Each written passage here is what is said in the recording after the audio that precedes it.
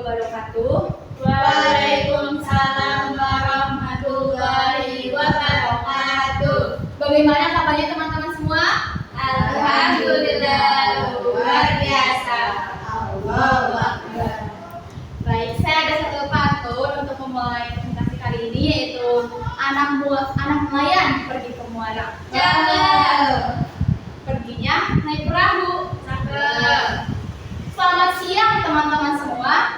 Izinkan saya perkenalkan diri terlebih dahulu. Baik, perkenalkan saya Lydia Hikman Nurjana, mahasiswa program studi Pendidikan Bahasa Indonesia semester 5. Kali ini kita akan membahas mengenai teori pembelajaran kognitif.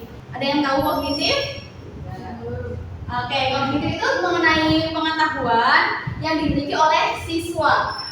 Langsung saja kita ke pendahuluan.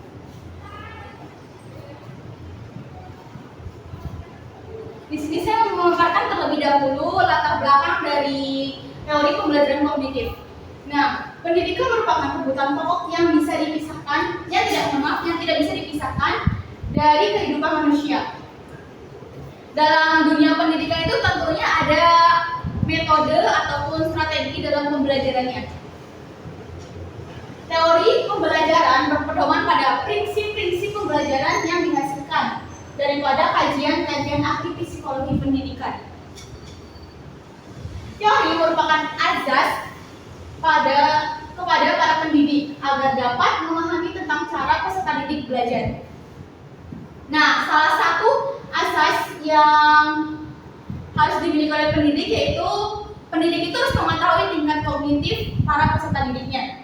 Teori kognitif dari segi psikologi boleh didefinisikan sebagai gaya manusia yang menjadi pendorong untuk bertindak mengikuti pemikiran mereka. Apa sih pengetahuan kognitif itu? Termasuk kegiatan-kegiatan yang berhubungan dengan proses mengingat dan mengenal.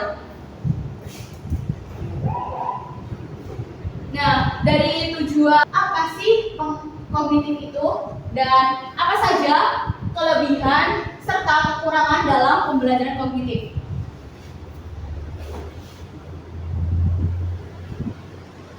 Kita akan memasuki mengenai pembahasan yang telah tadi dijelaskan dari tujuan di atas.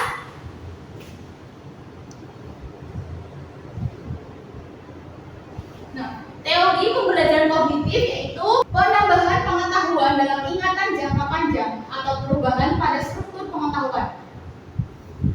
Setiap orang memiliki tingkat pengetahuan serta pengalaman yang beragam dan berbeda-beda. Pengetahuan baru dapat diadaptasi dengan struktur kognitif yang telah dimiliki. Teori kognitif ini lebih menekankan pada aspek individu. Setiap individu tentu memiliki kebolehan mental untuk mengelola, menyimpan, dan mengeluarkan segala pembelajaran lanjutan untuk menyelesaikan masalah. Di sini saya mengutip dari menurut para ahli Bloom. Menurut Bloom, teori kognitif itu dibagi menjadi 6 tahap. Yang pertama ada tahap pengetahuan, yang kedua ada kefahaman, ketiga aplikasi, keempat analisis, 5 sintesis, dan keenam itu penilaian. Baik, kali ini kita akan membahas mengenai lanjutan yaitu tentang macam-macam teori kognitif. Apa saja sih macam-macam teori kognitif itu? Nah, macam-macam teori pembelajaran kognitif. Di sini saya mengambil beberapa dari penelitian atau para ahli yang sudah terkenal. Mungkin teman-teman sudah tidak heran lagi dengan teori kognitif James Piaget. Nah, teori Piaget itu menekankan bahwa pembelajaran adalah proses aktif di mana individu membangun pengetahuan melalui pengalaman. Piaget membagi teori kognitif menjadi 4 tahap. Yang pertama ada tahap sensori, yang kedua ada tahap pra-operasional, yang ketiga ada tahap konkret, keempat ada operasional formal. Nah, di sini akan kita jelaskan apa sih tahap sensor motor.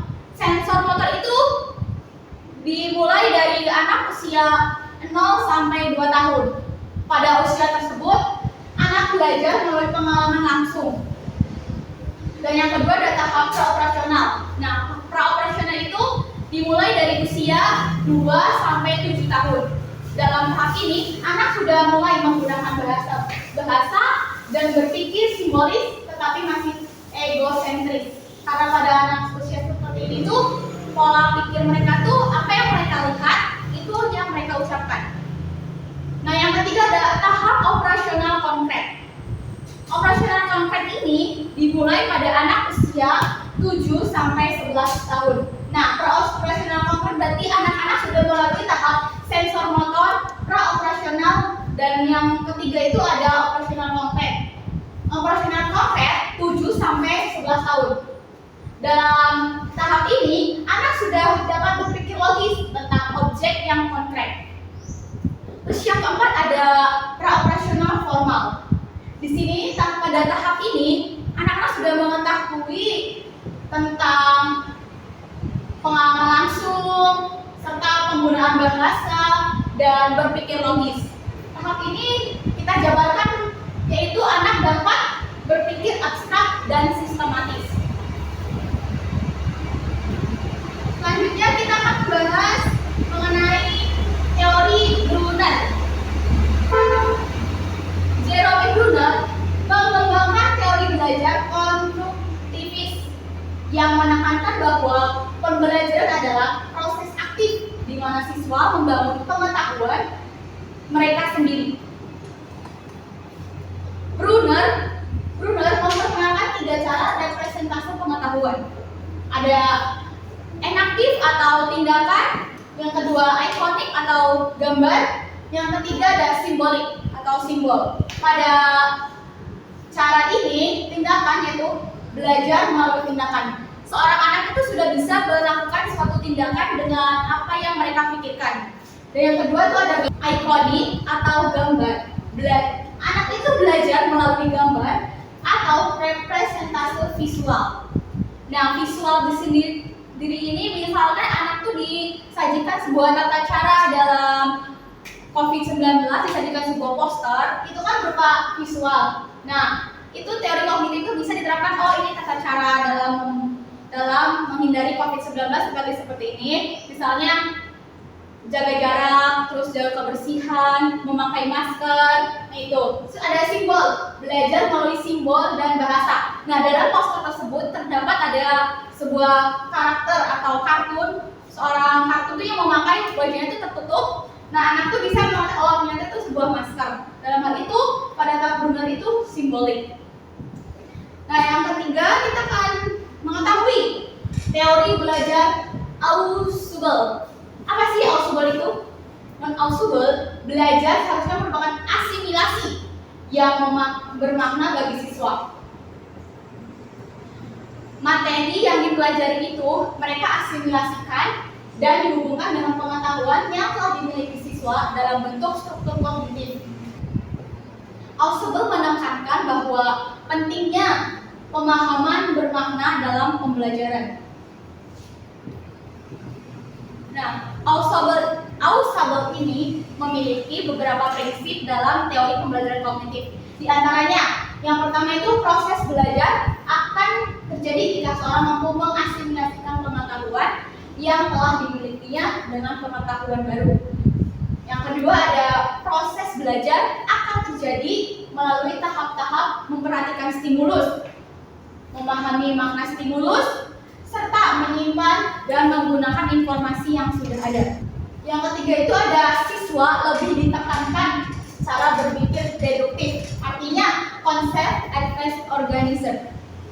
Kali ini kita akan membahas juga mengenai kelebihan teori kognitif. Mungkin teman-teman bisa membaca terlebih dahulu apa saja sih kelebihan dari teori kognitif ini. Yang pertama itu meningkatkan kreativitas dan kemandirian pada peserta didik. Teori ini memandang siswa untuk berpikir kreatif dan mandiri. Yang kedua, mempermudah pemahaman terhadap materi. Artinya, siswa lebih mudah memahami materi dan karena interaksi langsung dengan guru. Maksudnya guru itu menyampaikan informasi secara langsung kepada siswa. Tentunya ini akan mempermudahkan siswa dalam memahami materi tersebut. Nah, yang ketiga itu ada pengembangan kemampuan berpikir kritis. Siswa itu dalam teori pembelajaran kognitif kelebihannya itu mereka dapat berpikir secara kritis, berpikir secara kritis. Apa yang mereka pikirkan bisa mereka aplikasikan dalam kehidupannya. Dan yang keempat ada peningkatan daya ingat peserta didik. Pentingnya daya ingat dalam belajar, siswa dilatih melihat informasi yang lebih baik. Yang kelima ada adaptasi terhadap berbagai situasi. Artinya, memungkinkan siswa untuk menerapkan pengetahuan yang telah dipelajari. Dari kelebihan teori belajar kognitif, adapun kekurangan dari teori belajar ini yaitu kekurangan teori kognitif. Yang pertama ada asumsi kemampuan daya ingat yang sama. Teori ini seringkali menganggap bahwa semua siswa memiliki kemampuan daya ingat yang sama. Padahal kenyataannya bervariasi. Tentunya pemikiran siswa itu beragam. Ada yang mungkin daya ingatnya lebih cepat dan daya ingatnya yang lebih rendah juga. Seorang guru harus memahami terkait kemampuan setiap siswa yang berbeda-beda. Nah, yang kedua ini keterbatasan dalam eksplorasi pengetahuan. Apa sih keterbatasannya? Fokus pada kemampuan individu dapat membatasi cara siswa mengeksplorasi dan mengembangkan pengetahuan mereka. Dalam teori ini, kekurangannya yaitu siswa itu dibatasi dalam bereksplorasi. Yang ketiga itu ada kurangnya praktik dan pengulangan. Hanya mengandalkan metode kognitif saja. Karena pengulangan dan praktik juga penting dalam proses belajar. Yang keempat ada tidak sesuai untuk semua jenjang pendidikan.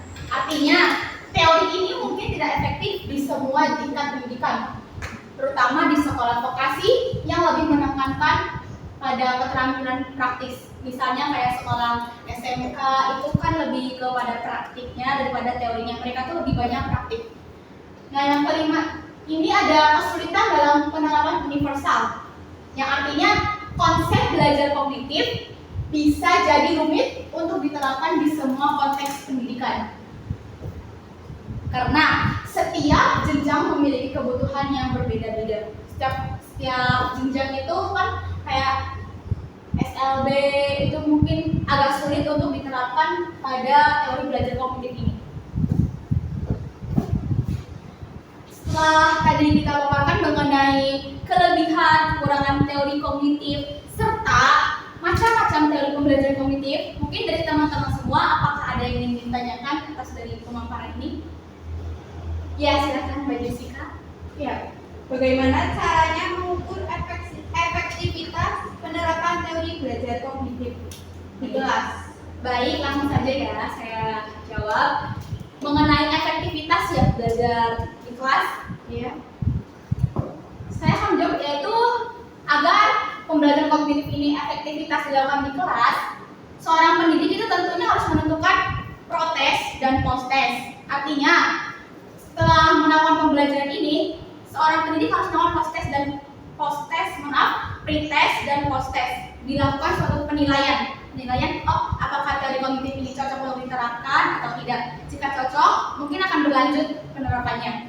Dan yang kedua itu ada observasi kelas, yang berarti mengamati interaksi siswa. Nah, seorang guru itu harus mengamati interaksi antar siswa dan bagaimana interaksi siswa dengan temannya, bagaimana interaksi siswa dengan gurunya.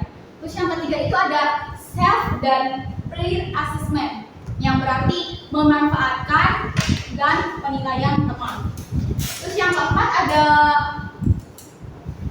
analisis keterampilan metakognitif, yang berarti mengevaluasi kemampuan siswa dalam merefleksi pembelajaran. Itu yang efektivitas di kelas. Apakah sudah cukup atau ada yang ditanyakan lagi? Cukup? Langsung saja kita ke penutupan, yaitu yang berisi simpulan. Simpulan tadi itu kan terkait efektivitas pembelajaran di kelas. Nah, seorang guru itu harus menentukan protes observasi di kelas, self dan spirit assessment, serta analisis keterampilan metakognitif untuk diterapkan apakah teori pembelajaran kognitif ini cocok diterapkan di kelas. Dalam kesimpulan pemaparan ini yaitu teori kognitif lebih mementingkan proses belajar daripada hasil belajarnya. Terus teori ini berpandangan bahwa belajar merupakan suatu proses internal yang mencakup ingatan, pengolahan informasi, emosi, dan aspek-aspek kejiwaan lainnya. Belajar merupakan aktivitas yang melibatkan proses berpikir yang sangat kompleks.